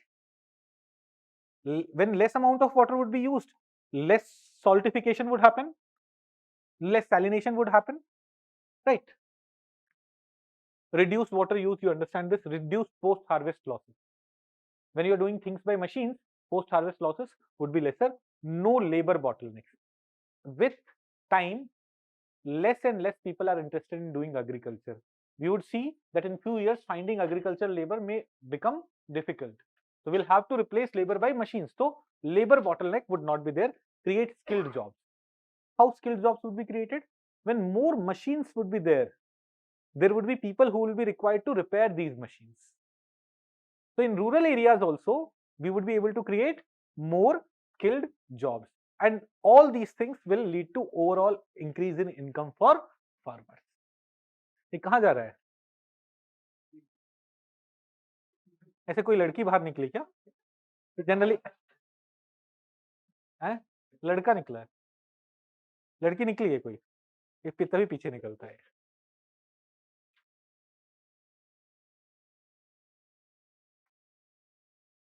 Advantages, did we all understand? Other reasons why mechanization should be promoted: future shortage of workforce, making our agri export more competitive. It will reduce the cost of production. Our agri will be able to sell it at cheaper prices, and agri export would be more competitive. Boost to India's power sector. Mechanization would lead to what? Mechanization would lead to more use of electricity.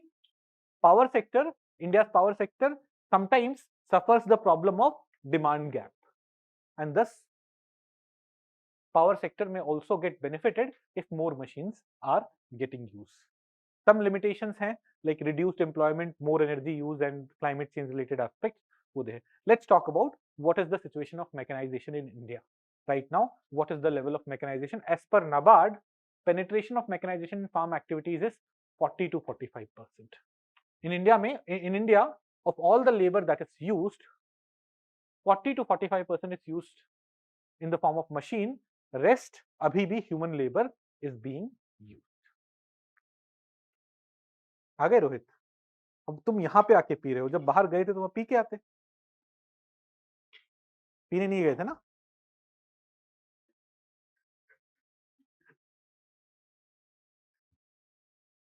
तो level of mechanisation. अच्छा, दो लड़कियां बाहर गई थी, तुम दोनों के पीछे चले गए थे.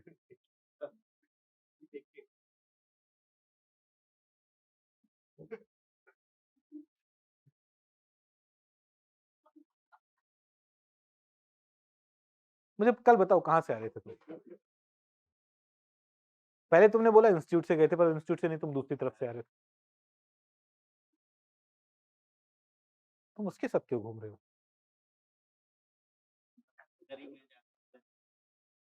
अच्छा, उसको छोड़ने गए थे. Oh, I am sorry. अच्छा, ठीक है, it's all right. Level of mechanisation 40 to 45%.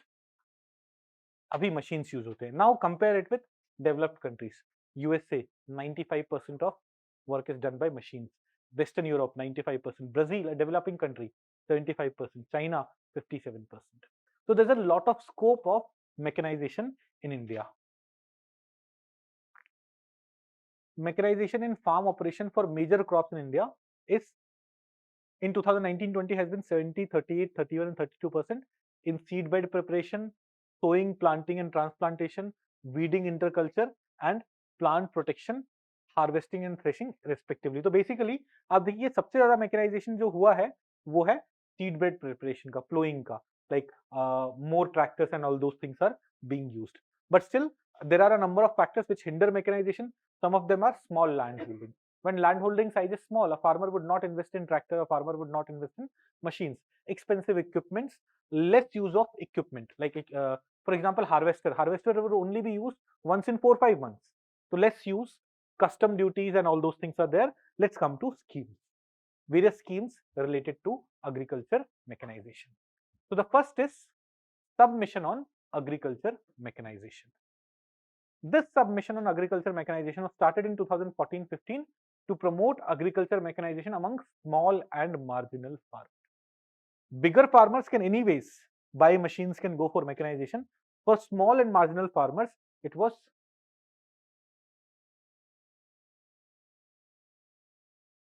there's a question. How future shortage of workforce, sir? Beta, in future, like the next generation, the new generation, they are looking for other opportunities. They do not want to remain farmers. And thus, in future, in rural areas, it may be difficult to find people to do work which was being done 20 years back by human labor. Right? They would be more interested in going to the nearby town and doing some work in some factory. Okay, that's why in future in agriculture sector, we may find labor shortage. Again, if I talk about feminization of agriculture, one reason that feminization of agriculture is taking place is that the males of the household are going out to work. Like I have some friends from there's a village called village का नाम नहीं लेते हैं. There's a district called Jhajjar in Haryana. Now वो बहुत बड़ा landlord type का आदमी है. He counts कि इतने किले जमीन है हमारी. I do not know what 1 kila means, but that's a unit of one kila is 1 acre. Okay, so he says I have this much acres of land and all those things. मैं अपने दूसरे दोस्त की शादी में गया था, तो he said हाँ, that's true, he has a lot of land, but this fellow works in Delhi in some job which pays him 20-25,000 rupees a month because he's not interested in agriculture in spite of having a lot of land. So in future, the next generation may not be that interested. That's why the labor shortage. Okay, I hope Verdi, I have answered your question. Now let's go to this thing, submission on agriculture mechanization. When you hear this term, first of all, you should understand this, that it is focused on small and marginal farmers using more machines.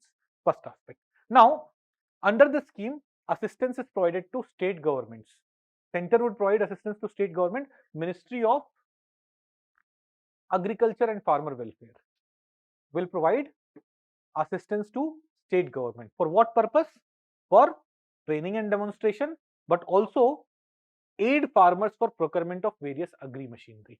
Small and marginal farmer, if they are procuring agri machinery, they will be provided subsidy. And then for setting up custom hiring centers.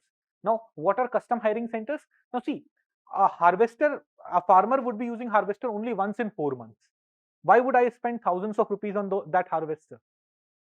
In village, we may set up a hiring center, a place where you can rent that harvester for a day. So for setting up custom hiring centers also under this mission on agriculture mechanization, subsidy would be provided. So for training and demonstration, if the individual farmer wants to buy the machine, or for setting up of custom hiring centers under this initiative, funds are provided, support is provided by central government to state government for these purposes. Recently, under this submission on agriculture mechanization, center abhi January 2022 mein they have decided to promote drone use in agriculture. Government to promote drone use in agriculture, financial support being extended under submission on agriculture mechanization. So drones are also machines. Under this initiative, under the submission on agriculture mechanization, drones used in agriculture would be promoted. How that is being done? Institutions, educational institutions and all, who want to buy drones for demonstration purpose, for teaching purpose, up to 100% grant, up to 10 lakh rupees can be given to them. Let's say there's a state university. In Uttarakhand, there's a state university, state agriculture university. It wants to buy drones to demonstrate how it can be used for agriculture purpose. If the drones that they want to buy cost up to 10 lakh rupees. Entire money would be provided by government under this initiative to that institution, not to the individual. Please note, this is for institution demonstration purpose. This was अभी PIB में जनवरी में news में था ये. Agriculture Ministry to provide grant up to 10 lakh rupees and up to 100% of the cost, whichever is less. If the drones are costing 20 lakh rupees, how much money will center provide? How much money? 10 lakh. Maximum is 10 lakh. If the cost is 5 lakh rupees, then 5 lakh. 100% of the cost. But if the cost is 15 lakh, up to 10 lakh rupees would be provided by government. 5 lakh उन्हें खुद से देना पड़ेगा. So, to agriculture institutes for purchase of drones, these agriculture institutes include Farm Machinery Training and Testing Institutes, Indian Council of Agriculture Research Institutes, KVKs, Krishi Vigyan Kendra, state agriculture universities for taking up large-scale demonstration of drone technology on farmers' field. So, for demonstration purpose, if these institutions are buying drones, submission on agriculture mechanization के अंदर Ministry of Agriculture would be funding them, would be supporting them for up to 10 lakh rupees. Fine, ये बात समझ में आई है? Now, not only for demonstration, there are other advantages. FPOs, farmer producer organizations, would also be eligible to receive grant up to 75% of the cost of agriculture drones for its demonstration on farmers' field. Farmer producer organization can get up to 75% of the drones price in the form of grant. Then custom hiring centers. Do we understand what custom hiring centers are? Those renting places which are set up by, not like मैंने जाके custom hiring center खोल लिया and then I go for request ki give me fund for buying drones. No, not for them. Custom hiring centers which have been set up by cooperative societies of farmers or farmer producer organization or rural entrepreneurs. They are also supposed to get financial assistance of up to 4 lakh or 40% of the cost, whichever is lesser, for purchase of drones. So, custom hiring centers, suppose I am running a custom hiring center and I want to buy drones which I'll be able to rent to people to use in their field. Up to 40% of the drones cost. Let's say drones cost is 20 lakh rupees. So 20 lakh ka 40% kitna hai? 8. 8 is not allowed. Maximum 4 lakh and up to 40% of the total cost, whichever is lesser. So up to 4 lakh or 40%, whichever is lesser, would be borne by government. Similarly, a contingency expenditure of rupees 6,000 per hectare would be provided to implementing agencies that do not want to purchase drones but will hire drones for demonstration from custom hiring center, high-tech hubs, drone manufacturers and startups. So basically, implementing agencies which are not going to buy drones but they just want to rent drones so that they'll be able to demonstrate it to farmers how drones would be used. They can also get a contingency expenditure of 6,000 rupees per hectare. Then subsidized purchase of drones would make drones more accessible and all. चलो ये तो general statement है. So what is being done under submission on agriculture mechanization to promote drones? You understand that?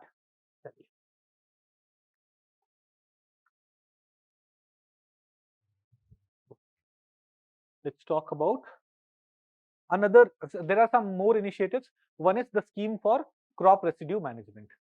Under the scheme for crop residue management, अपने जो neighboring states हैं NCR के पास, here where stubble burning takes place, if they buy machineries which will prevent stubble burning, for those machineries, if those machineries are being bought by custom hiring center, 80% subsidy would be provided. If those machineries are bought by individual farmers, up to 50% subsidy would be provided under the scheme for crop residue management under Ministry of Agriculture and Farmer Welfare. Then there are some other initiatives. There is a multilingual mobile app called CHC Farm Machinery, Custom Hiring Center Farm Machinery. This app connects people who want to rent a machinery and custom hiring centers. It's a multilingual app. It's available in different languages. Then other schemes like Rashtriya Krishi Vikas Yojana, National Food Security Mission, National Horticulture Mission, NMOOP, etc. also promote farm mechanization. There are a number of initiatives. Any general initiative that is launched, there are provisions for farm mechanization. Fine. So machine as an input, farm mechanization related schemes. We have done that. Something that happened in January, we have done that. Done. So a conceptual question is asked, what will be the advantages of farm mechanization? What could be the problems created by farm mechanization? You will be able to answer that. If factual scheme related questions are asked, you'll be able to answer that. Fine. Let's go to crop insurance. Insurance is another form of input. How is insurance an input? How is agriculture insurance a form of input for farmers? नहीं, input इसलिए है कि वो agriculture को more stable बना, ऐसे समझिए, if I'm a farmer and if I did not have agriculture insurance and my crop got destroyed, next time I may not have money for growing the crop. But if I have insurance, I'm covered. It would ensure that my income is stable. Next cycle में I'll be able to grow the crops. So agri insurance is another very important form of input needed in agriculture sector. So agriculture insurance related भी some a flagship scheme was launched recently. We'll talk about that. But before that, we'll come to news. News में क्यों था उस पे आते हैं. But before that, there are lots of news articles related to the scheme. Why in the past farmers have not participated in agriculture schemes? पहले भी बहुत सारे एग्रीकल्चर स्कीम्स रहे हैं. National agriculture insurance scheme, modified national agriculture insurance scheme, उससे पहले भी बहुत सारे एग्रीकल्चर इंश्योरेंस स्कीम थे. But in India the tendency to get your crops insured is not there. Why is it so? Why agriculture insurance is not something that is very popular in India? What are the factors behind it? Economic survey of India, अभी 2-3 साल पुराना एक economic survey of India था, उसने it gave these reasons. What are the key factors? One is non-awareness. Many a times farmers are not even aware that there's a scheme available in which by paying this much money their entire crop would become secured. Then there are some farmers who are not interested. Even if they know कि the scheme is available, they may not be interested. And this is in descending order. सबसे बड़ा factor non-awareness, then not interested, then non-availability. In some regions in the past, schemes was not available. Then lack of resources. Small and marginal farmer, I do not have 2,000 rupees to pay for insurance coverage. That becomes a factor. Complex processes. In the past, process to verify whether loss has taken place, process to enroll in the scheme, all these things were complicated. So farmers stayed away. Then delays in the claim payment. If my crops have been destroyed, I need the claim payment right now because that crop was my source of income by which I would have survived. Right. Moreover, I need that so that I'll be able to sow the seeds for the next cycle. But if insurance claim comes 1 year later, 2 years later, it defeats the entire purpose. And when we were hearing these stories that 2 years later he got a check of 50 rupees, this discouraged farmers. These were major problems which were there in the agri insurance sector. To deal with these problems, government came up with Pradhan Mantri Fasal Bima Yojana in 2016, the flagship scheme that we want to cover, Pradhan Mantri Fasal Bima Yojana. Now, this, please note it very carefully that this Pradhan Mantri Fasal Bima Yojana has replaced National Agriculture Insurance Scheme NAIS and Modified National Agriculture Insurance Scheme. ये दो पुराने schemes थे, उन्हें completely replace कर दिया है. दो schemes do not exist. दो schemes have been replaced by Pradhan Mantri Fasal Bima Yojana. But there are some alternative schemes which are going on. Weather based crop insurance scheme WBCIS, weather based crop insurance scheme, and coconut palm insurance scheme. These still continue. So other than Pradhan Mantri Fasal Bima Yojana, you can also get insurance under weather based crop insurance scheme and this coconut palm insurance scheme. Right. तो एक ऐसा question हो सकता है, which of the following crop insurance schemes are working in the country right now? So national agriculture insurance schemes and modified national agriculture insurance schemes are gone. National agriculture insurance scheme 1990s में launch हुआ था. Modified agriculture insurance scheme previous UPA government ने launch किया था. उसने national agriculture insurance scheme को थोड़ा सा मॉडिफाई करके लॉन्च किया था. Both of them have been replaced by Pradhan Mantri Fasal Bima Yojana, crop insurance scheme. Now what are the key improvements of Pradhan Mantri Fasal Bima Yojana? Through this, we'll also understand the features of Pradhan Mantri Fasal Bima Yojana. First of all, it has much higher coverage. The type of losses which are covered. In the previous scheme, suppose because of lack of rainfall, I was not able to sow the seed.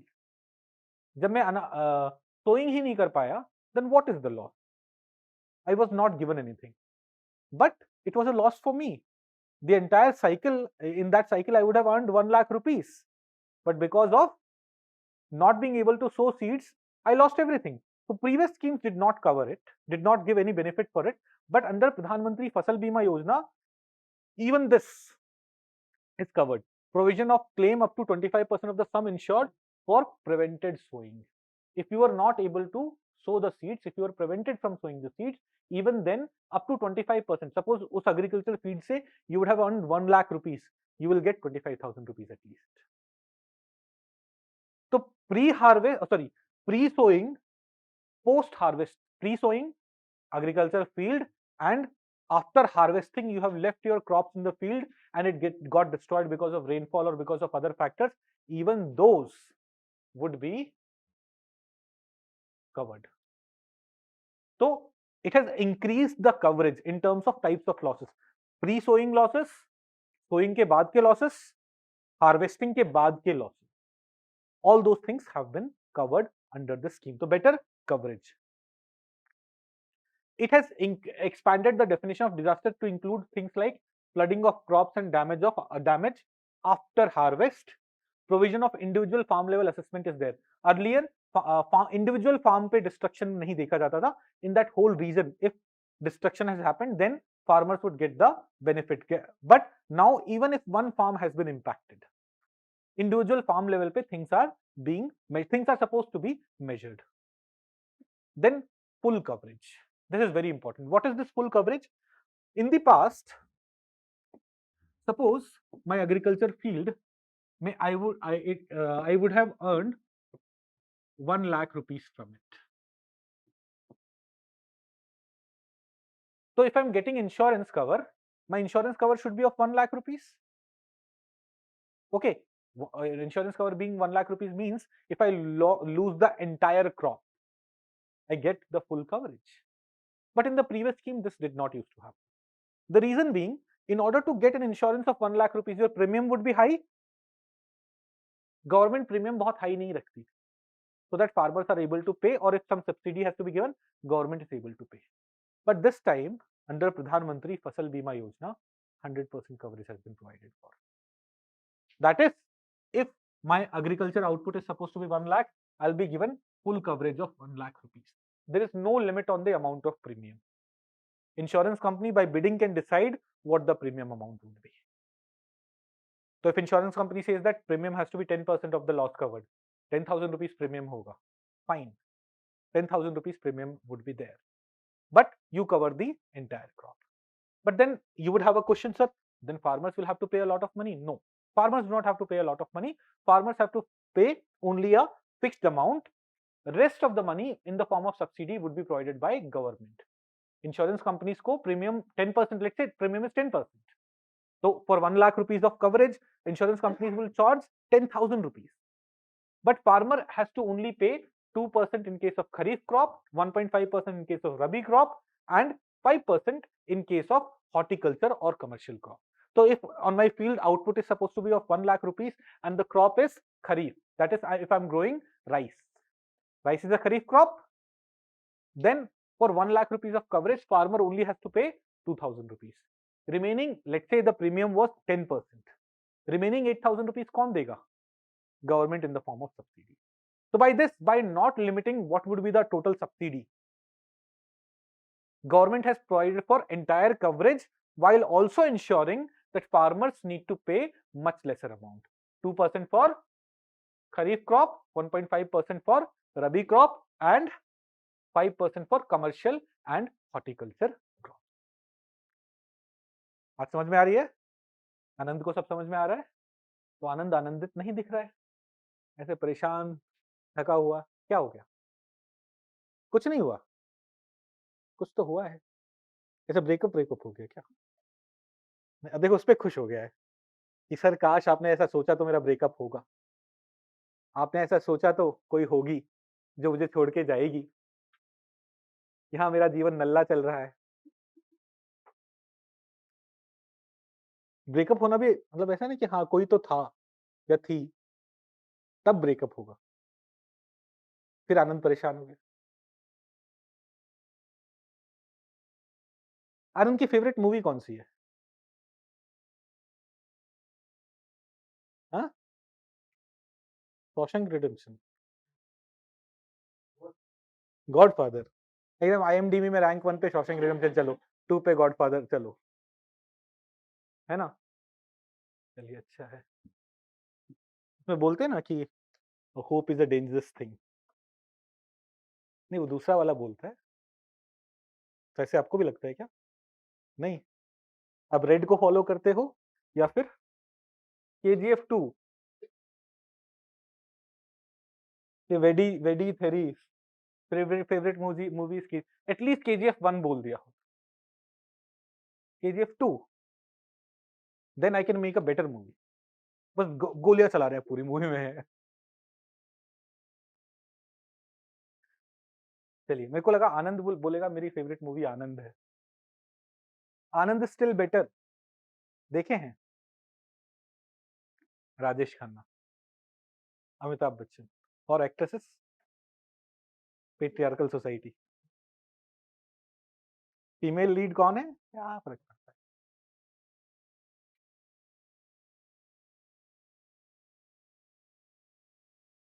100% coverage, very less premium by farmers, no limit on premium by government. These are some important components. Then there are features of uniformity of implementation, that is a larger area would be given to same insurance company so that mechanism of implementation would be simpler. Farm level assessment for localized calamities, I have explained कि even farm level assessment would be done. Subsidies shared between center and state. 50% center, 50% state. So जैसे 2000 rupees, 1 lakh rupees coverage, 2% is being paid by farmer, remaining 8% has to be paid by government. Of that 8%, 4% would be paid by center, 4% by state. For northeastern states, 90% of the subsidy burden would be paid by center. This was decided in July 2021. आप देखेंगे in July 2021, Ministry of Agriculture and Farmer Welfare have announced that for the northeastern states, center will share 90% of the subsidy burden. Provisions for quick settlement of claims. This is also there. One of the problems of the previous scheme was sometimes 1 year later, 2 year later, the insurance claim would come. Here, there's a provision for quick settlement, that is, wait, so crop cutting experiment would be done. Crop cutting experiment data would be submitted to insurance company, that yield data to insurance companies within a month of the date of harvest. Harvest ke within a month, yield data has to be, or crop cutting experiment data has to be submitted to insurance company. The company have to settle the claim within 3 weeks of receiving this data. So harvesting ka time, say 1 month plus 3 weeks. That is the maximum time as per the scheme has been provided. And then there are provisions of increased use of technology. Drones use honge, mobile phones use honge to cover data, to capture data in a faster way. Fine. These are some of the features of Fasal Bima Yojana. Now, Fasal Bima Yojana has replaced National Agriculture Insurance Scheme and Modified National Agriculture Insurance Scheme. It has not replaced weather-based crop insurance scheme and coconut palm insurance scheme. But even these two schemes, their premium rates have been modified according to Pradhan Mantri Fasal Bima Yojana. Horticulture hai, farmer will have to pay maximum 5%, rest would be paid by government. That modification has happened. These schemes have not been replaced, but in order to ensure uniformity in agriculture scheme, the premium rates have been modified like this. Now, when the scheme was initially launched, जब प्रधानमंत्री फसल बीमा योजना 2016 में launch हुआ था, it was mandatory for all the farmers who have taken loan from the bank to get this insurance. Farmer ने अगर loan लिया है, it was mandatory for them to get the insurance so that if the farmer crop is destroyed, loan तो timely पे हो पाए because of the insurance money. But this has also been done away with. You'll see it has been made voluntary for all farmers post its revamp in February 2020. After February 2020, it is not mandatory. Even the weather-based crop insurance scheme and Pradhan Mantri Fasal Bima Yojana, none of them is mandatory for loany farmers. Farmers who have taken loan, even they do not have to mandatorily go for these schemes. There are some other initiatives like Central Crop Insurance Portal has been created to ensure transparency. Common service centers in villages or in other parts of the country can be used for getting enrolled under the scheme. Direct benefit transfer mechanism is there so that the claim would be directly reaching your account rather than वो bank में जा रहा है, bank cheque भेज रहा है. Those complications have been done away with. So the scheme wants to support sustainable. So these are the advantages that was expected from the scheme. The scheme has been very successful, and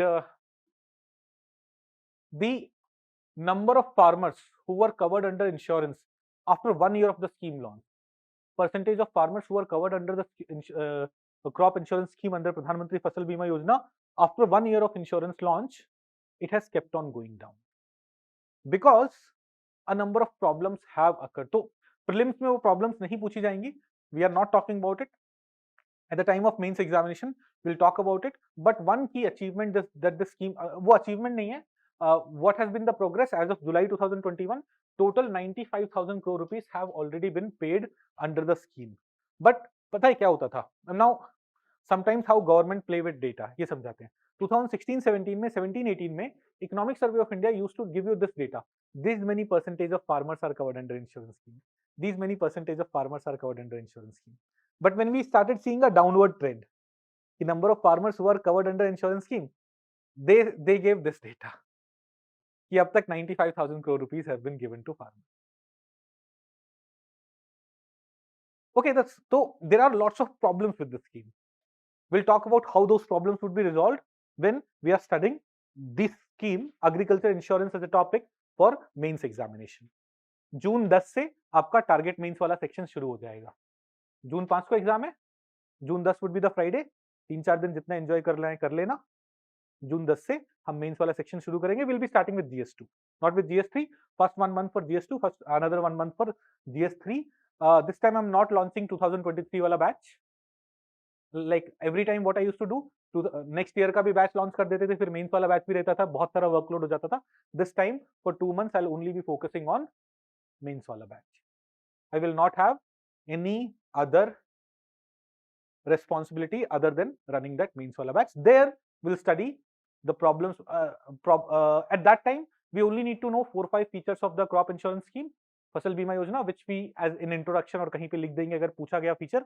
Main crux would be what are the problems, how do we resolve those problems. Okay, but for now, do you understand Pradhan Mantri Fasal Bima Yojana?